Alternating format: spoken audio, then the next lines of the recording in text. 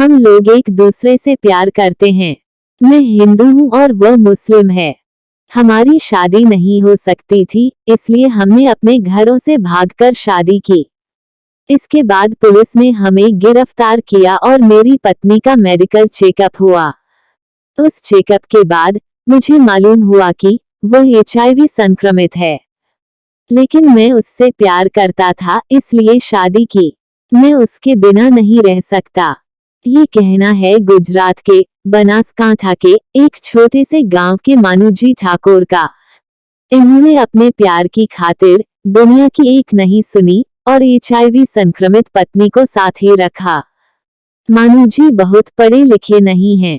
वो बचपन से ही राजमिस्त्री के तौर पर काम करते हैं और उनके पास बहुत पैसा भी नहीं है। गांवों में दूसरे लोगों के घर बनाने के अलावा मानूजी अपने भाइयों की खेती में मदद भी करते हैं। घर बनाने के काम के सिलसिले में उन्हें उत्तर प्रदेश के एक मुस्लिम परिवार के लिए घर बनाने का मौका मिला।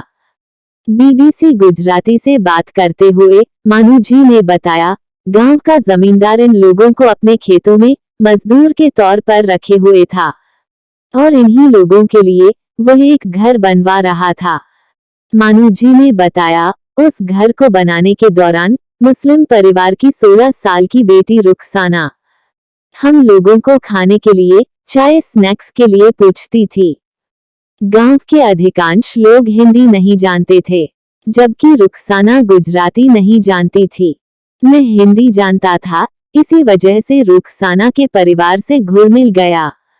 मानूजी के मुताबिक रुखसाना के परिवार वालों को बाजार से कोई भी चीज खरीदनी होती थी तो वे रुखसाना को मेरे साथ राधनपुर भेजते थे। धीरे धीरे हमारी जान पहचान बढ़ती गई। हम राधनपुर में थिएटर में फिल्म देखने लगे, रेस्टोरेंट में नाश्ता करने भी जाने लगे।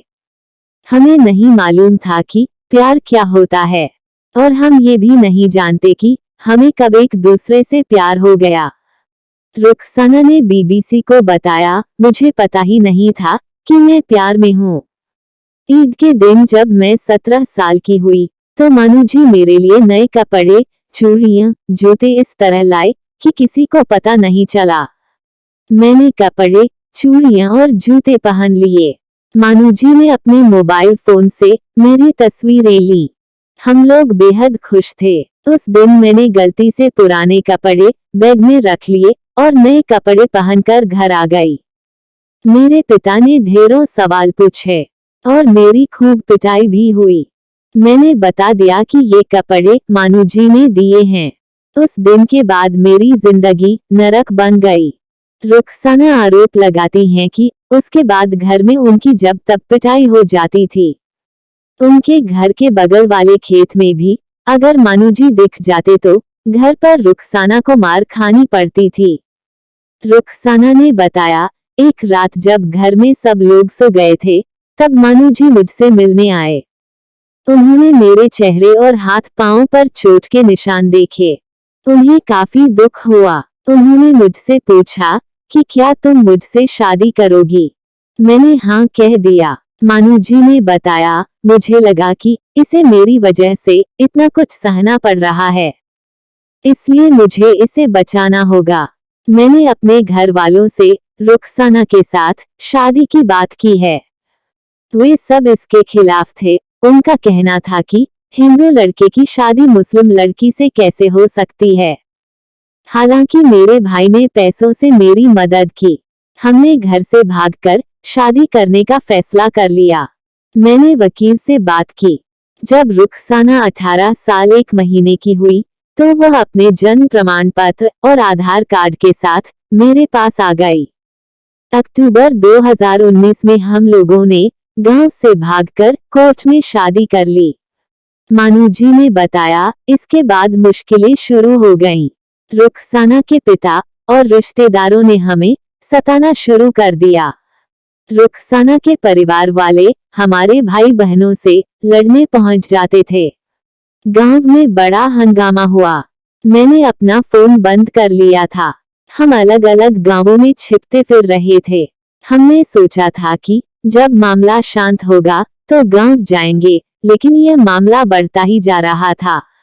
हमने इस दौरान दिवाली और ईद भी मनाई।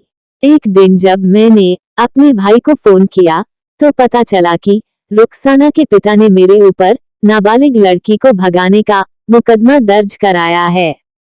मेरे खिलाफ पोक्सो कानून के तहत मामला दर्ज किया गया था।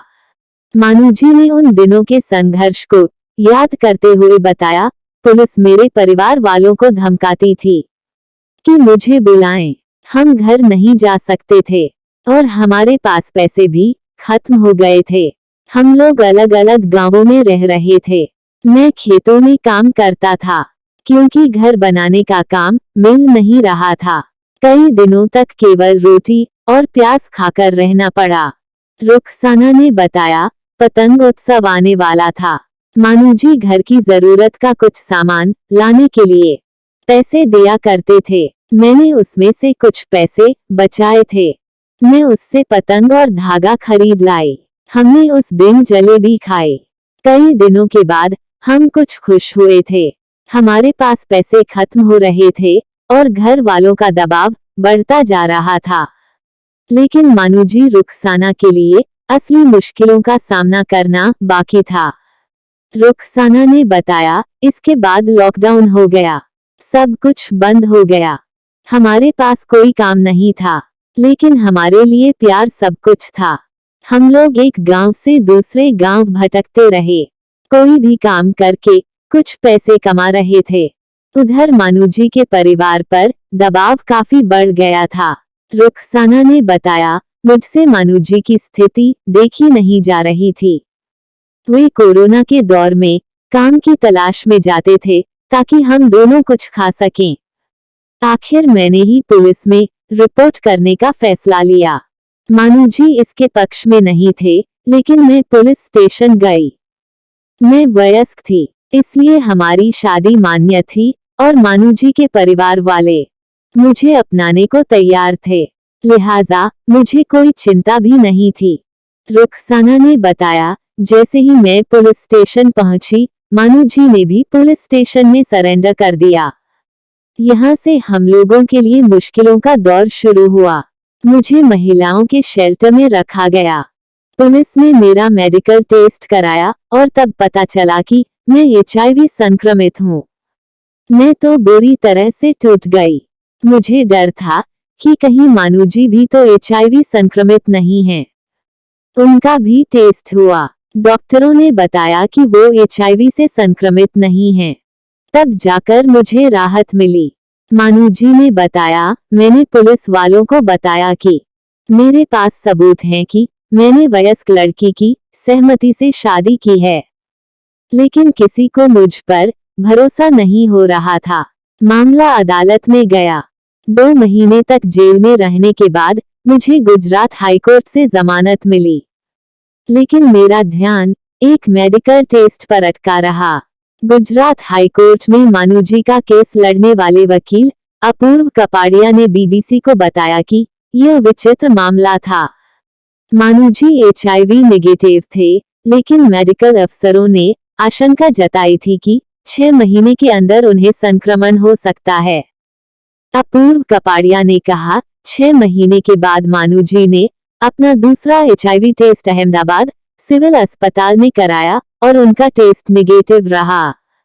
इस दौरान मानूजी को रुखसाना के शेल्टर में जाकर मुलाकात करने की अनुमति थी।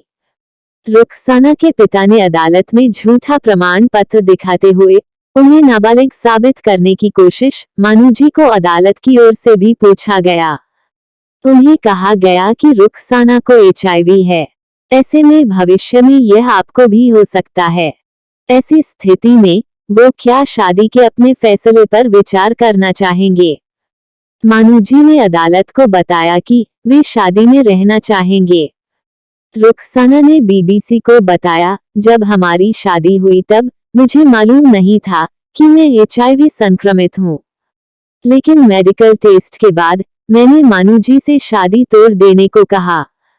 इसकी वजह यही थी कि उनको भी संक्रमण का खतरा होता, लेकिन वो मेरी बात मानने को तैयार नहीं हुए। उन्होंने कहा कि वो मुझसे ही शादी करेंगे। मैंने उन्हें शादी भूल जाने को कहा। पहली बार जब मैंने ऐसा कहा तब वो काफी निराश हो गए थे। दूसरी बार जब मिलने आए तो वो देवदास लग रहे थे। तीसरी बार काफी हताश लग रहे थे। मानूजी ने मेरे चलते काफी मुश्किलें सही। कोई और ऐसा नहीं कर सकता था। वे मेरा धर्म अपनाने को भी तैयार हो गए। उन्होंने मुझसे कहा कि अगर वो मुझसे शादी नहीं कर पाए तो किसी और से भी नहीं करेंगे। इस बात ने मेरा दिल छू लिया। मैंने जब शादी के लिए हाँ की तो उनका चेहरा खिल उठा था। मैंने अदालत में भी शादी के लिए हाँ कहा। अब मैं हिंदू धर्म अपनाकर मानूजी के साथ रहूंगी। मैंने कोर्ट में ये भी कहा कि हम लोग संतान की उत्पत्ति नहीं करेंगे और अगर जरूरत हुई तो गोद लेंगे, लेकिन हम साथ रहेंगे और साथ मरेंगे। मानूजी ठाकुर ने बीबीसी गुजराती को बताया, रुखसाना जब 12 साल की थी तो उन्हें खून चढ़ाया गया था। उस खून की वजह से ही वो HIV संक्रमित हुई। उसने कुछ भी गलत नहीं किया।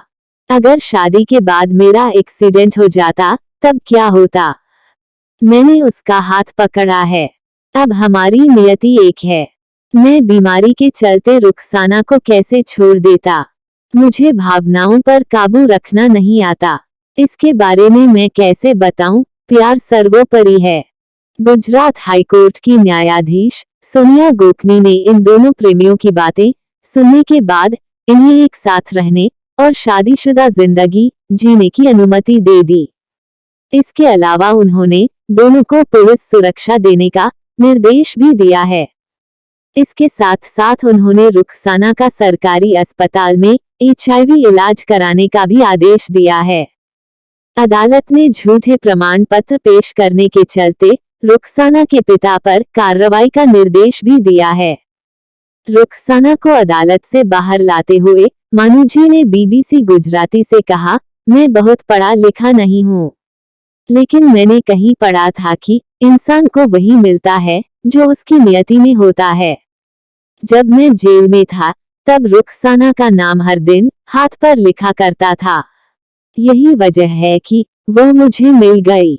हमेशा की तरह पूरी कहानी पढ़ने के लिए आपको दिल से धन्यवाद। दोस्तों, ये कहानी आप लोगों को कैसी लगी हमें कमेंट करके जरूर बताएं। उम्मीद है ये कहानी आपके दिल को छू गई होगी।